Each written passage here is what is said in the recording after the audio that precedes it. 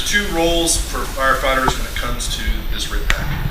The first role is your firefighter B, which is your breathing firefighter. The other firefighter, who is firefighter C, who is the carry firefighter. All right. This pack has no external alarm, no heads-up display or HUD, and it also has no vibe alert on the regulator. If the vibe alert does engage, it doesn't mean anything. This operates at a different pressure. This RIT pack does take a 60-minute, 1-hour air bottle only, and it should operate at it should have a minimum of 4,300 psi at the beginning of the day. Before you ever deploy it, it should have at least 4,300 psi. We open this up. I'm going to go ahead and identify the first stage regulator. This is the high pressure regulator. This actually regulates it down to a breathable pressure. This is the SAR connection. It's a female Schrader valve. This is for rescue use only for their supplied air respirator. If I move down the hose, I have a push-pull coupling. This is not for any use in RIT. This should never be manipulated. This is the RIT mask regulator, and it stays hooked up the whole time, unless you just need regulator only. This is the RIC wand. This is the high pressure side. This right here, this is a boot or a dust cover, and this is the actual wand. This connects to the UAC.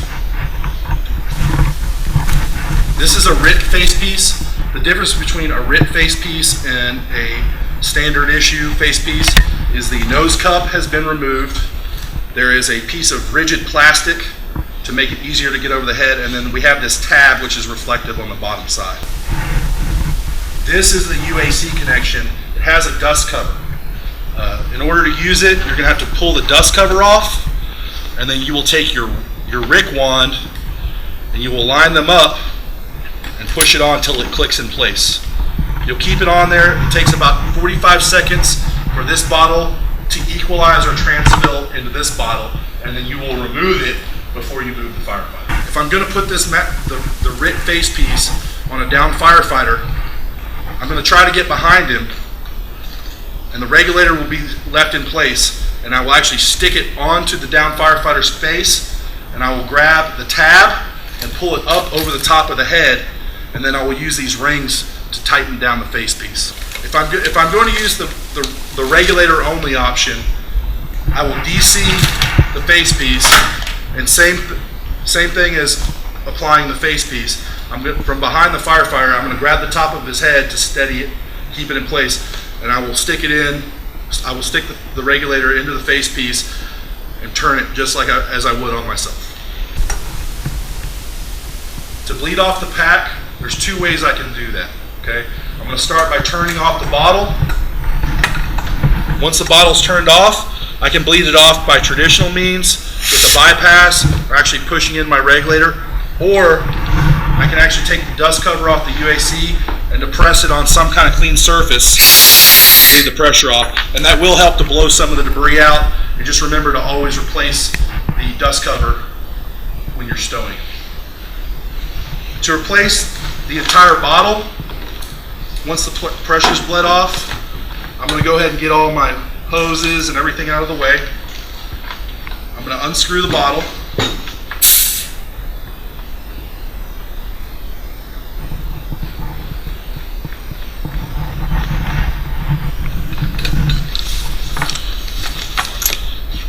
And then you can also unzip this bag to give yourself a little more room. I'll remove my bottle. And then same thing, I'm going to place it back in.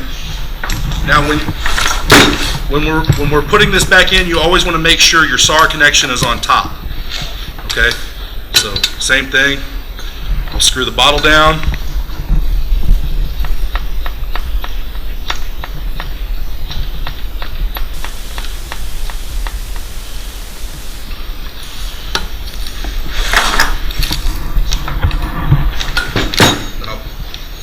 Move the bottle all the way back down to the bottom. Zip it so it's nice and snug where it needs to be. One thing to remember is to check for O-ring and also that the coupling is tightened all the way down. And another way you can check that is by turning the bottle back on. Make sure there's no leaks and bleeding back down. So to repack the bag, I'm going to go ahead and ensure that the netting is over the front of the face piece. I'm going to pre-connect the mask onto the regulator. I want to make sure it's nice and snug, that my bypass or my purge is closed, and then also the regulator is reset.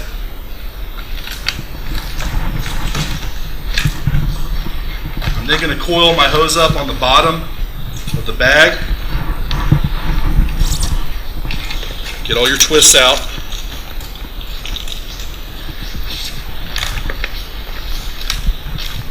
And I find it stows best if you put the regulator out.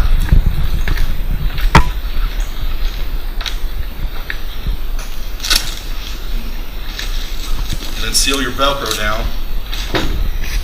Then clasp your seatbelt buckle. And then same thing for the wand. I'm going to attach it to the outside of the bag on the velcro, and then I'm going to feed all the excess line back into the bag. I always like to put this on the inside of the button and then button it back closed. Make sure my dust cover's on. That's it. We also carry some equipment on the side. We have 5 door wedges. We have 2 T-pass keys and a minimum of 5 door straps or Zorro straps. This has been a demonstration of Performance Standard 7 on the different components of the RIT pack and how to apply them.